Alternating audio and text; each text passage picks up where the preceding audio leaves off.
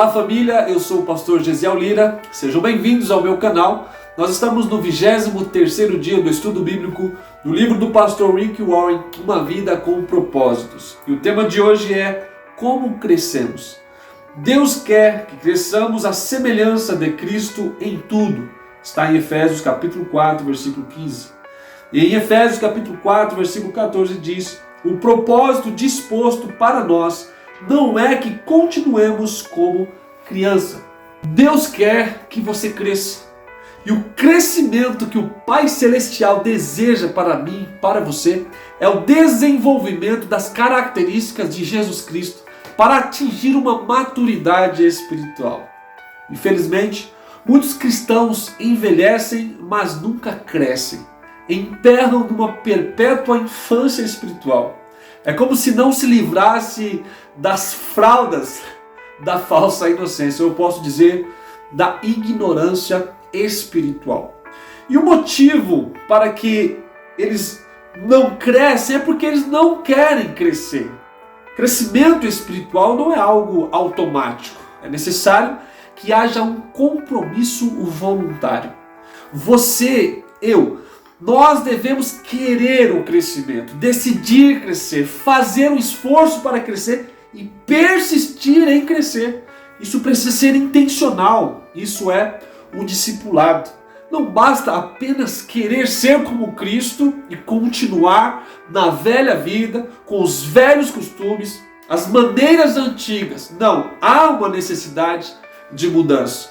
E o processo de se tornar semelhante a Cristo sempre começa com uma decisão. Jesus nos chama e nós respondemos. Jesus disse para Mateus: venha, seja meu discípulo. Então Mateus levantou-se e o seguiu. Ali, quando os primeiros discípulos escolheram seguir a Jesus, não compreendiam ainda todas as implicações dessa decisão que eles haviam tomado. Mas simplesmente atenderam ao convite de Jesus e o seguiram.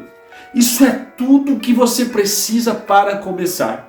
Decidir tornar-se um discípulo. Há a necessidade de uma decisão e nada mais molda sua vida que os compromissos que você escolhe fazer, que você decide fazer.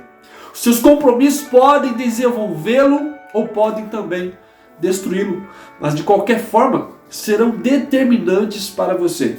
Por isso os discípulos escolheram Jesus, independente da circunstância. Como psicanalista e formando em psicologia, eu posso te dizer que se você me mostrar com que você se compromete nesse momento da sua vida, eu posso deduzir e afirmar como você estará daqui a 20 anos. Mas por que, pastor Gesiel? Porque nos tornamos aquilo com que nós estamos comprometidos. O nosso comportamento diz muito sobre o que nós somos. É claro que existem vários tipos de comportamento. Alguns são adquiridos por traumas, mas em relação ao comportamento, milhares de anos antes da psicologia chegar a essa conclusão, Deus afirmou em sua palavra: tenha cuidado com o que você pensa, pois a sua vida é dirigida pelos seus pensamentos. Todo comportamento é motivado por uma crença e toda ação é estimulada por uma atitude. O compromisso com Cristo é importantíssimo para o crescimento e é neste estágio de comprometimento que a maioria das pessoas perde o propósito de Deus para a vida delas. Há a necessidade de comprometimento quando você aceita seguir a Cristo. Muitos têm medo de se comprometer com qualquer coisa e simplesmente ficam vagando pela vida. Outros assumem compromissos superficiais com valores conflitantes, o que leva à frustração e à mediocridade. Não é qualquer compromisso que você tem que assumir. Alguns se comprometem inteiramente com objetivos seculares, como enriquecer ou ficar famoso, e muitas vezes ficam desapontados quando não atingem esses objetivos. É claro que o comprometimento com Cristo, vai ser difícil, mas é uma decisão, é uma escolha. E toda escolha tem consequências eternas. Logo, é melhor que você escolha sabiamente. Pedro, o apóstolo, ele adverte: e assim, já que tudo ao nosso redor se derreterá, que vidas santas e piedosas nós devemos viver. Está registrado em 2 Pedro, capítulo 3, versículo 11. Então nós vamos trabalhar aqui alguns pontos importantes. Primeiro, a parte de Deus e a sua parte. Tornar-se semelhante a Cristo é o resultado de fazer escolhas em conformidade com Ele, dependendo de seu Espírito para ajudá-lo a consumar essas escolhas. Uma vez que você tenha decidido seriamente se tornar semelhante a Cristo, você deve começar a agir de maneira diferente. Você precisa se livrar de alguns procedimentos antigos. Precisa desenvolver novos hábitos intencionalmente. Escute, precisa ser intencional para mudar sua forma de pensar. Esteja certo que o Espírito Santo o ajudará nessas mudanças. A Bíblia diz: ponham em ação a salvação de vocês com temor e tremor, pois é Deus quem efetua em vocês tanto querer quanto realizar de acordo com a boa vontade dele. Esse versículo mostra as duas partes do crescimento espiritual. Ponham em ação e efetua em vocês. O pôr em ação é o nosso dever, e o efetuar em vocês, como está no texto, é o papel de Deus em nós. Então aprendemos que crescimento espiritual é um esforço de cooperação entre você e o Espírito Santo. O Espírito Santo trabalha conosco e não apenas em nós.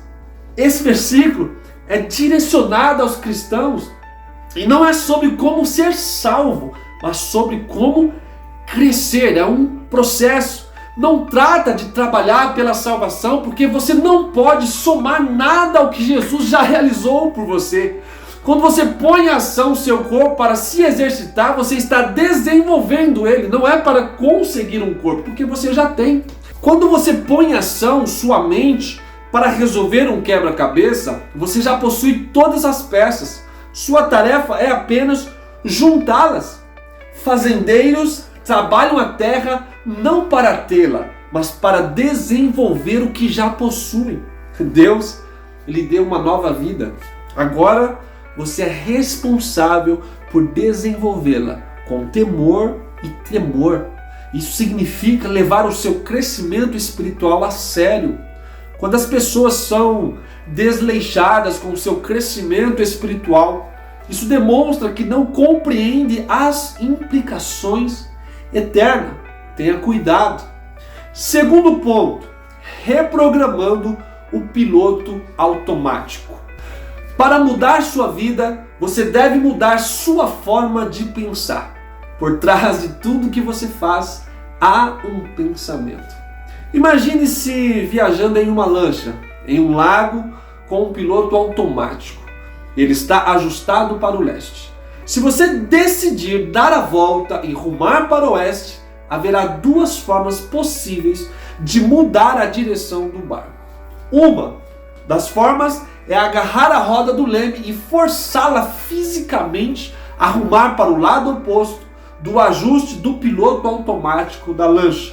Com muita vontade ali, ou talvez com pouca vontade, força de vontade, você poderia até vencer o piloto automático, mas sentiria constantemente uma resistência.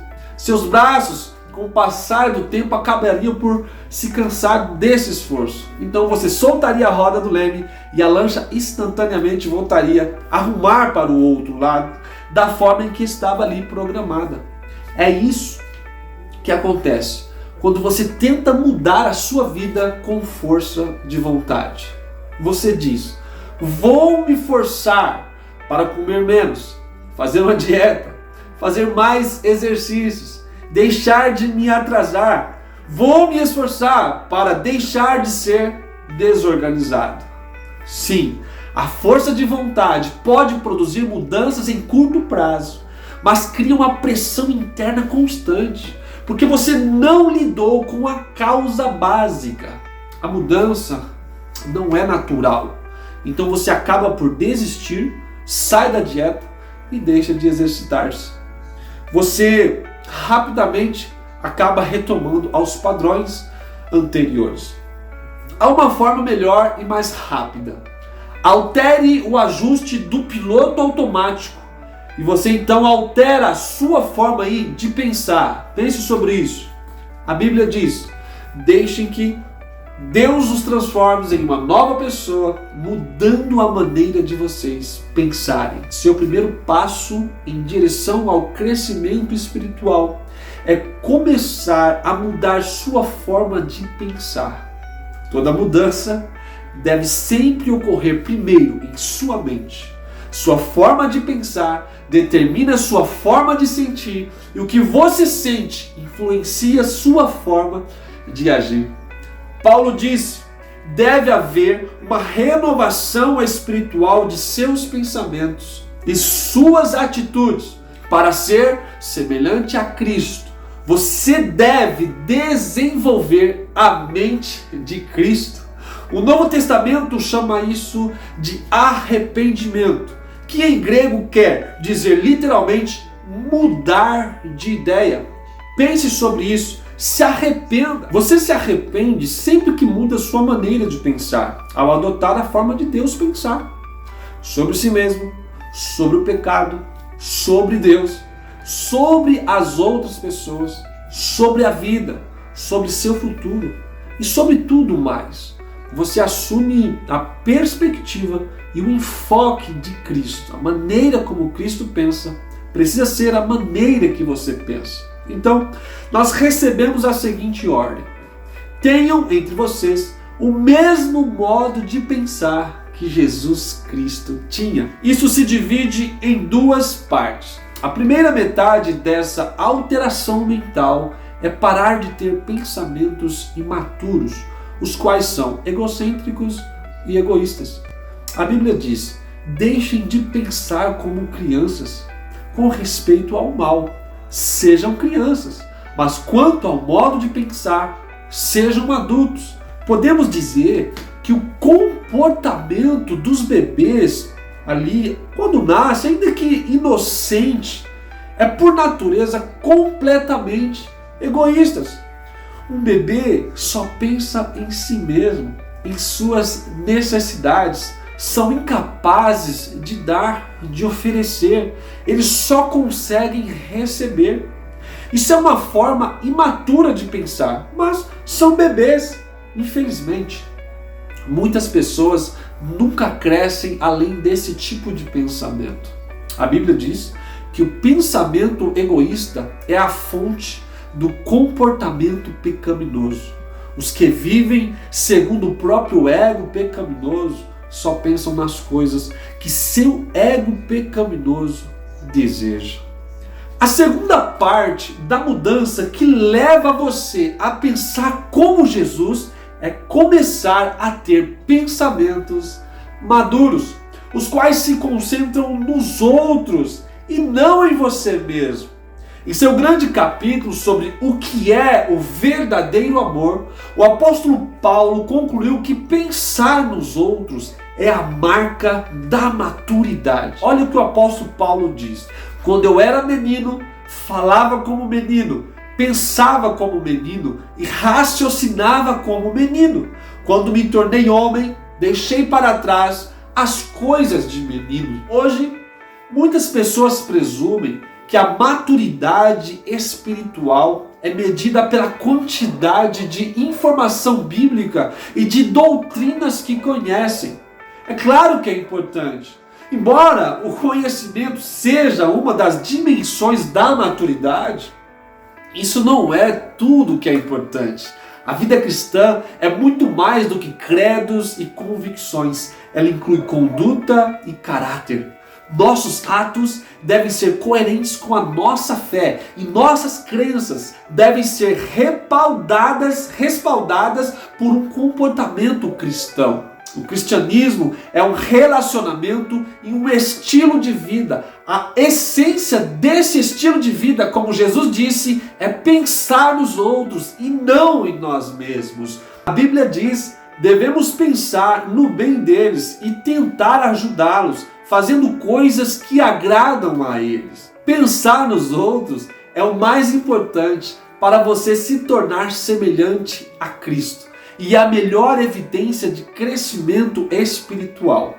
Esse tipo de pensamento não é natural, é contracultural, raro e é muito difícil. Felizmente, temos a ajuda de Deus e Ele nos deu o seu Espírito Santo. Por isso, não pensamos da mesma forma que as pessoas deste mundo. Nós pensamos como Cristo. O Espírito Santo nos ajuda a pensar como Cristo e agir como Cristo. Assim, crescemos, nos tornando maduros em Cristo e os nossos frutos demonstram essa maturidade. Que Deus abençoe você e a sua família e te ajude a crescer em maturidade.